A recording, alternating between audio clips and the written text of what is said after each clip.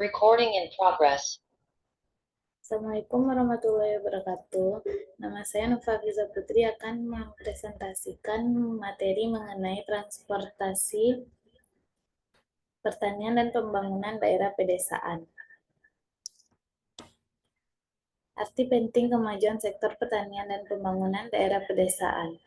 Gelombang migrasi ke kota-kota di Afrika, Asia, dan Amerika Latin hingga mencapai tingkat yang belum pernah terjadi dalam sejarah. Dapat kita temukan pada stagnasi atau kemacetan ekonomi di daerah-daerah pedesaan. Lebih dari 2,5 miliar orang di negara-negara dunia ketiga itu hidup dengan bekerja keras menggarap lahan pertaniannya yang kurang memberikan hasil yang memadai untuk menunjang kehidupan mereka sehari-hari. Di negara-negara Amerika Latin dan Asia seperti Haiti, Guatemala, India, Indonesia, Myanmar, Honduras, Sri Lanka, Pakistan, Filipina, Thailand, dan Cina, lebih dari separuh penduduknya menetap di daerah-daerah pedesaan. Sedangkan di Afrika Sub-Sahara, rasio tersebut jauh lebih tinggi lagi di mana jumlah penduduk pedesaan meliputi 65% dari total penduduk. Lebih dari 2/3 penduduk termiskin di dunia menetap di wilayah pedesaan yang sebagian besar hidup dari pertanian subsisten. Dalam pembangunan ekonomi secara tradisional, peranan pertanian hanya dianggap pasif dan sebagai unsur penunjang. Peran utama pertanian hanya sebagai penyedia tenaga kerja dan bahan-bahan pangan yang murah dalam jumlah yang cukup untuk ekonomi industri yang sedang berkembang dan dinobatkan sebagai sektor unggulan dinamis dalam strategi pembangunan ekonomi secara keseluruhan. Poin selanjutnya, pertumbuhan pertanian, kemajuan di masa lalu, dan perubahan yang terjadi sekarang. Satu, tren dalam produktivitas pertanian. Perkiraan Bank Dunia, negara-negara berkembang mengalami perubahan yang lebih cepat dalam nilai output pertanian 2,6% per tahun dibandingkan negara-negara maju 0,9% per tahun. Selama periode 1980 hingga 2004, sejalan dengan hal ini, porsi negara-negara berkembang dalam GDP pertanian global meningkat dari 56% menjadi 65% selama periode ini. Jauh lebih tinggi dibandingkan porsi GDP non-pertanian global. Negara-negara berkembang cenderung memiliki porsi tenaga kerja tertinggi di bidang pertanian, terkadang 80% hingga 90%. Kenyataannya bahwa lapangan kerja pertanian saat ini di negara-negara berkembang jauh lebih tinggi ketimbang output pertanian, mencerminkan rendahnya tingkat produktivitas tenaga kerja dibandingkan dengan bidang manufaktur dan perdagangan. Food and Agriculture Organization atau FAO, PBB berulang kali telah memperingatkan akan adanya bencana kekurangan pangan yang gawat. Diperkirakan bahwa dari 750 juta penduduk Afrika, lebih dari 270 juta mengalami gizi buruk yang terkait dengan penyediaan pangan yang tidak mencukupi.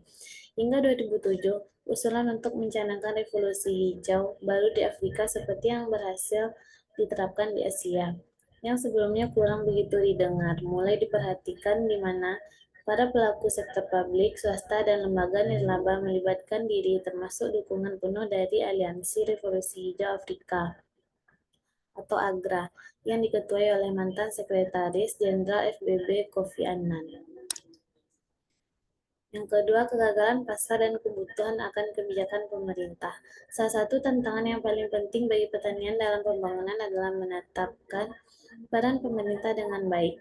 Kegagalan pasar dalam sektor ini cukup umum serta mencakup eksternalitas lingkungan. Karakter barang publik yang melekat pada penelitian dan pengembangan pertanian serta layanan yang menyertainya. Skala ekonomi dalam pemasaran, informasi yang tidak simetris dalam kualitas produk, dan adanya kekuatan monopoli dalam pasokan input, ditambah dengan peran pemerintah yang lebih umum dalam menyediakan lembaga dan infrastruktur pendukungnya. Banyak kegagalan pasar seperti hilangnya pasar dan kegagalan pasar modal sangat membatasi kemampuan para petani miskin untuk memetik manfaat dari peluang globalisasi ketika pemerintah meliberalisasikan perdagangan. Misalnya, apabila permasalahan ini tidak diatasi sebelum deregulasi atau perubahan struktural lain, kalangan miskin akan tetap terpinggirkan dan bahkan memperburuk kondisi mereka. Peran kunci dari pemerintah, oleh karena itu, adalah untuk menjamin bahwa pertumbuhan sektor pertanian juga dinikmati oleh kalangan miskin. Selanjutnya, struktur sistem agraria di negara-negara berkembang. 1. Tiga sistem pertanian. Terdapat tiga situasi berbeda yang terjadi di negara-negara berkembang. Pertama, pertanian masih menjadi sumber utama pertumbuhan ekonomi meskipun hal ini terjadi karena pertanian mencakup porsi yang besar dalam GDP. Kedua, kalangan miskin yang tinggal di pedesaan sangat tinggi, rata-rata hampir 80%. Tapi sektor pertanian sekarang hanya berkontribusi kecil pada pertumbuhan GDP, rata-rata 7%. Ketiga, negara terurbanisasi, migrasi desa kota telah mencapai titik di mana hampir setengah atau lebih kalangan miskin ditemukan di wilayah perkotaan, dan sektor pertanian bahkan berkontribusi lebih sedikit berharap pertumbuhan output. 2. Petani kecil di Amerika Latin, Asia, dan Afrika. Di banyak negara berkembang, situasi sejarah yang beragam telah menyebabkan terpusatnya kepemilikan lahan yang luas di tangan sekelompok tuan tanah yang kaya dan berkuasa.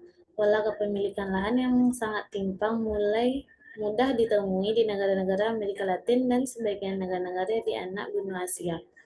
Di Afrika, pola kepemilikan lahannya lebih merata karena fakta-fakta sejarahnya memang berbeda, dan begitu luasnya lahan yang tersedia sehingga pola serta struktur kegiatan pertaniannya pun berbeda. 3. Pola agraria di Amerika Latin. Kemajuan dan tantangan kemiskinan yang masih ada, struktur agraria yang berlaku di kawasan Amerika Latin sejak masa kolonial adalah pola pertanian dualisme yang dikenal dengan pola latifundio-minifundio. Pada dasarnya, latifundio adalah kepemilikan tanah yang sangat luas. Latifundio biasanya didefinisikan sebagai pertanian besar yang bisa mempekerjakan lebih dari 12 orang pekerja, dan beberapa bahkan sampai ribuan orang sebaliknya. Minifundio adalah unit usaha pertanian terkenal. Minifundio didefinisikan sebagai pertanian yang sangat kecil yang hanya dapat memberikan pekerjaan bagi satu keluarga atau 2 orang pekerja dengan pola pendapatan, pasar, dan tingkat teknologi serta jumlah modal tertentu yang berbeda menurut masing-masing negara atau wilayah. Yang keempat, mentransformasi ekonomi. Permasalahan fragmentasi dan pembagian lahan pertanian di Asia. Jika masalah pokok bidang pertanian di Amerika Latin adalah terlalu banyaknya lahan yang dikuasai oleh sekelompok kecil pemilik, maka masalah pokok di Asia adalah banyaknya orang yang bekerja pada lahan yang sangat sempit. Para petani terpaksa meminjam uang dan para rentenir dengan tingkat bunga yang berkisar antara 50–200%. Kebanyakan dari mereka tidak mampu mengembalikan pinjamannya. Mereka kemudian terpaksa menjual lahannya yang sudah sangat sempit itu, dan kemudian menjadi petani penyewa lahan dengan utang yang menggunung dengan semakin langkanya lahan. Mereka terpaksa membayar sewa lahan yang tinggi atau menyepakati pembagian hasil panen yang merugikan mereka. Dan karena tenaga kerja berlimpah, maka upah pun menjadi rendah. Oleh karena itu, para petani pedesaan terperangkap pada lingkaran setan kemiskinan kronis yang sulit diperbaiki tanpa adanya perombakan dan penataan ulang atas kondisi-kondisi struktural di pedesaan. Yang kelima, pertanian subsisten dan perluasan perladangan di Afrika. Pertanian subsisten pada sebidang lahan yang sempit merupakan cara hidup sehari-hari dari sebagian besar orang di Afrika yang hidup dalam perekonomian berbasis pertanian.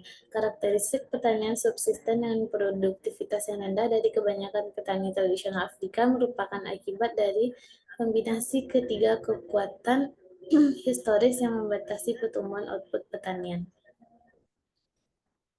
Meski terdapat sebagian lahan subur potensial untuk bercocok tanam dan tidak digunakan, hanya sebagian kecil wilayah yang dapat ditanami dan disiangi oleh keluarga petani jika hanya menggunakan aneka peralatan tradisional seperti baja bergagang pendek, kapak, dan pisau yang bergagang panjang atau panga.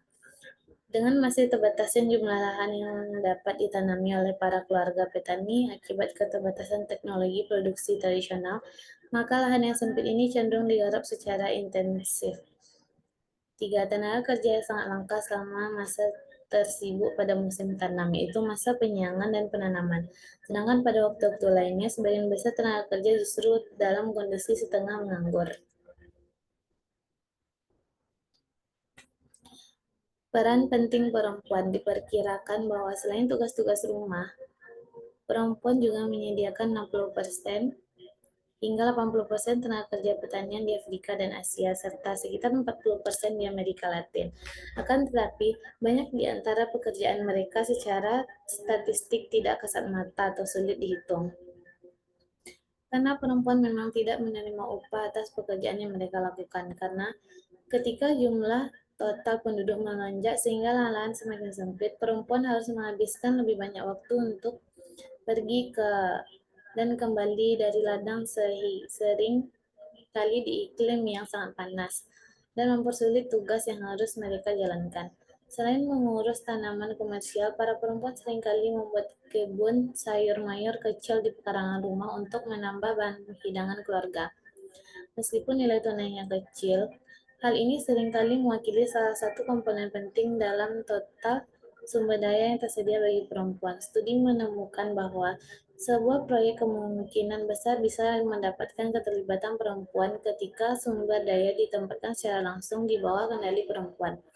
Tentu saja, proyek-proyek yang bergantung pada pekerjaan perempuan yang tidak mendapatkan himbauan hanya akan mendapatkan dukungan minimal. Program pemasyarakatan bibit-bibit unggul atau teknologi pertanian yang baru akan lebih efektif ketika pola produksi sejalan dengan kepentingan perempuan anggota keluarga. Karena partisipasi aktif perempuan sangat penting bagi kemakmuran masyarakat pertanian, maka rancangan kebijakan harus memastikan bahwa perempuan bisa mendapatkan manfaat yang setara dari upaya-upaya pembangunan. Yang selanjutnya mikroekonomi dari perilaku petani dan pembangunan pertanian. 1. Transisi dari petani subsisten menuju pertanian komersial terspesialisasi. 3 tahap pokok dalam evolusi pola produksi pertanian. Tahap pertama, yang paling primitif adalah usaha tani yang sebagian besar bersifat subsisten, murni, dan berproduktivitas rendah. Masih banyak terlihat di Afrika. Tahap kedua adalah apa yang disebut sebagai pola pertanian keluarga campuran atau terdiversifikasi di mana sebagian kecil hasilnya digunakan untuk konsumsi pribadi dan sebagian besar lainnya untuk dijual ke sektor komersial, seperti yang kebanyakan ada di Asia. Tahap ketiga adalah usaha pertanian modern yang secara khusus berkecimpung dalam pertanian terspesialisasi yang ditujukan pada bagi pasar komersial seperti yang ada di negara-negara maju dan seringkali ditemukan di negara berkembang dengan proporsi penduduk perkotaan yang tinggi. 2. Petani subsisten, penghindaran risiko ketidakpastian dan upaya mempertahankan kelangsungan hidup. Dalam pola pertanian subsisten klasik, sebagian besar output diproduksi untuk konsumsi keluarga, meski sebagian kecil dapat dijual atau diperdagangkan di pasar-pasar lokal.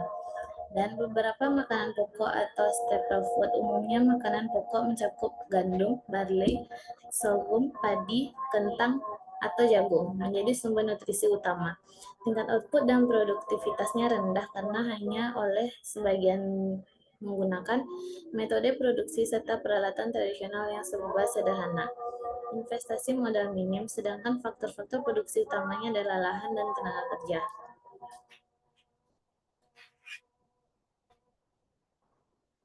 Di sebagian besar wilayah sub-Sahara, petani masih berada dalam tahap subsisten, seperti halnya di kantung-kantung wilayah Asia dan bahkan Amerika Latin. 3. Perekonomian pertanian bagi hasil dan pasar-pasar faktor produksi yang saling berkaitan. Pertanian bagi hasil itu terjadi ketika seseorang petani kecil menggarap sebidang lahan milik tuan tanah dengan imbalan mendapatkan sebagian output pangannya, misalnya separuh gandum atau padi yang ditanamnya. 4. Transisi menuju pertanian campuran dan terdiversifikasi. Pola pertanian terdiversifikasi atau pertanian campuran merupakan tahap perantara yang harus dilalui dalam proses transisi dari pola produksi subsisten menjadi produksi yang terspesialisasi. 5. Tak dari divergensi ke spesialisasi pertanian komersial modern. Dalam pola pertanian terspesialisasi, pengadaan bahan pangan untuk keperluan keluarga dan sejumlah surplus yang dapat dijual tidak lagi menjadi tujuan pokok. Meskipun kita dapat menemukan ketika jenis pertanian ini subsisten campuran, dan spesialisasi komersial tumbuh dan berkembang bersama di hampir seluruh negara berkembang pada waktu kapanpun. Bagi mayoritas negara berpendapatan rendah, terutama di Afrika, sistem pertanian sekarang masih didominasi oleh petani keluarga campuran berskala kecil dan bahkan masih berbasis subsisten. Poin selanjutnya, kebutuhan inti dari suatu strategi pembangunan pertanian dan pedesaan. 1. Perbaikan pertanian berskala kecil. A. Teknologi dan inovasi. Bagi sebagian besar negara berkembang, teknologi dan inovasi baru dalam praktik pertanian merupakan prasyarat kebaikan berkelanjutan pada tingkat output dan produktivitas. B. Kebijakan kelembagaan dan harga menyediakan insentif ekonomi yang diperlukan. Oleh karena itu, banyak ekonom pembangunan menegaskan bahwa jika pemerintah ingin meningkatkan produksi pertaniannya yang memberikan dampak lebih besar pada pengentasan kemiskinan melalui teknologi revolusi hijau, mereka bukan hanya harus melakukan penyesuaian kelembagaan dan pasar kredit saja, tetapi juga membuat kemajuan dan kontinu dalam menyediakan insentif bagi petani kecil dan mencegah melalui penerapan kebijakan harga yang benar-benar mencerminkan kondisi pasar internal. C. Beradaptasi terhadap peluang baru dan hambatan baru. Peluang terbaik untuk menjual ke pasar perkotaan yang sedang berkembang biasanya temukan dalam kegiatan bernilai tambah lebih tinggi, terutama hortikultura, seperti buah-buahan, sayuran, dan bunga potong, dan aquaculture. Produk-produk tersebut berikut juga produk organik yang mungkin komoditas ekspor tradisional negara berkembang seperti kopi dan rempah-rempah. Versi fair trade juga memberikan peluang yang baik bagi ekspor dan bernilai lebih tinggi. 2. Syarat-syarat pembangunan pedesaan. Kita dapat menarik 3 kesimpulan terkait dengan syarat-syarat yang diperlukan dalam merealisasi strategi pembangunan dan pertanian pedesaan yang berorientasi manusia. 1. Reformasi pertahanan. Reformasi pertahanan upaya cermat untuk menata ulang dan mengubah sistem agraria dengan tujuan mendorong distribusi pendapatan pertanian yang lebih merata dan memfasilitasi pembangunan pedesaan. Yang kedua, kebijakan-kebijakan pendukung, mengendalikan produksi seperti bank, tinta darat, distributor benih dan pupuk dalam mendukung layanan bantuan pemerintah, misalnya layanan bantuan teknis dan pendidikan, badan kredit publik, fasilitas penyimpanan dan pemasaran, transportasi desa, dan akses jalan. Dan dalam kebijakan penetapan harga pemerintah terkait dengan input, misalnya menghilangkan distorsi harga faktor dan output. Yang ketiga, tujuan-tujuan pembangunan yang terintegrasi. Pembangunan desa, meskipun sangat tergantung pada kemajuan pertanian kecil, menyiratkan hal yang lain, meliputi upaya-upaya untuk meningkatkan pendapatan dari pedesaan, baik di sektor pertanian maupun non-pertanian melalui penciptaan lapangan kerja, industrialisasi di pedesaan, dan peluang non-pertanian lainnya, serta penyediaan sarana pendidikan, kesehatan gizi penduduk, dan penyediaan berbagai layanan sosial dan kesejahteraan terkait. Yang kedua, berkurangnya ketimpangan distribusi pendapatan di pedesaan serta berkurangnya ketimpangan pendapatan dan kesempatan ekonomi di antara pedesaan dengan perkotaan. Yang ketiga, perhatian khusus pada kebutuhan pelestarian lingkungan, membatasi perluasan lahan pertanian ke area hutan dan daerah rentan lain, mendorong konservasi dan mencegah penyalahgunaan bahan kimia dan input lainnya. Yang keempat, pengembangan kapasitas sektor pedesaan juga menopang dan memperlancar langkah-langkah perbaikan tersebut dari waktu ke waktu. Baiklah, hanya itu yang dapat saya jelaskan mengenai materi transportasi. Sekian, jika ada kata-kata yang salah, mohon maaf. Wassalamualaikum warahmatullahi wabarakatuh.